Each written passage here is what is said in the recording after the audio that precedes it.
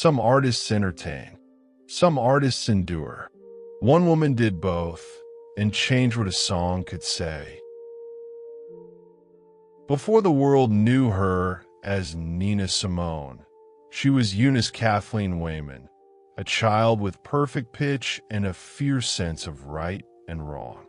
The church was her first stage, the piano her first language. By 3, she could play by ear. By her teens, she was studying the masters, dreaming of a concert hall, a grand piano under bright lights, and a life in classical music, radical for a young black girl in the Jim Crow South.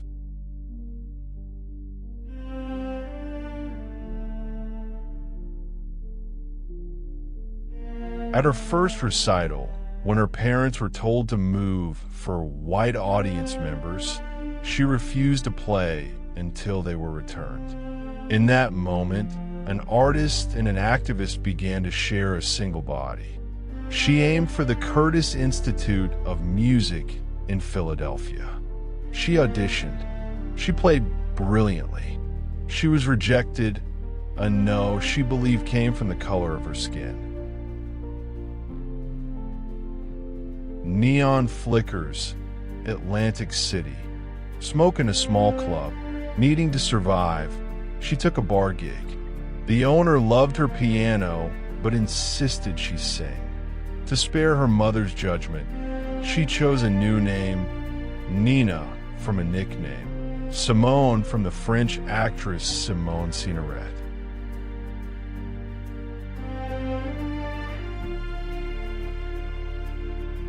Little Girl Blue album art.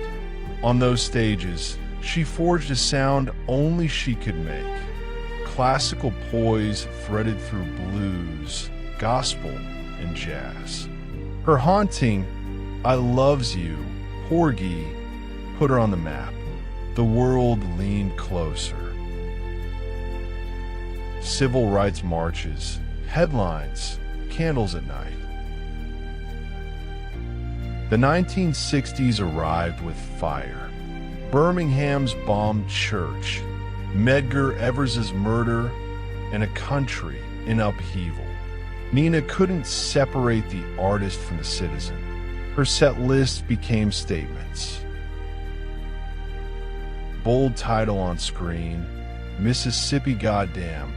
Mississippi Goddam erupted, furious, clear, unsparing.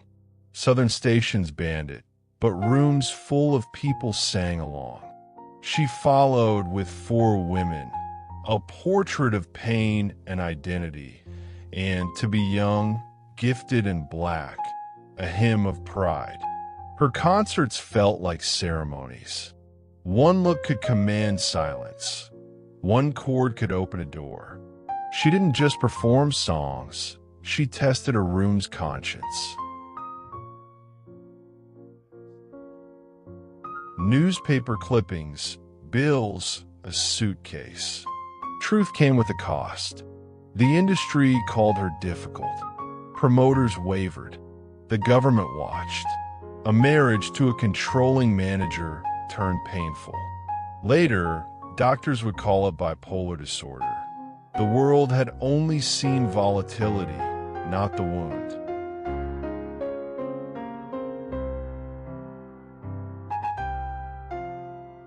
A map with pins sliding from Liberia to Barbados, Switzerland, the Netherlands, and France. She left the United States and wandered. There were nights of brilliance and nights of chaos. Even then, a single left-hand chord could hush a room. The genius never vanished. It changed shape.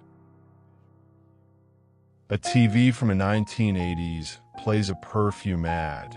The soundtrack is My Baby Just Cares for Me. Then the past knocked.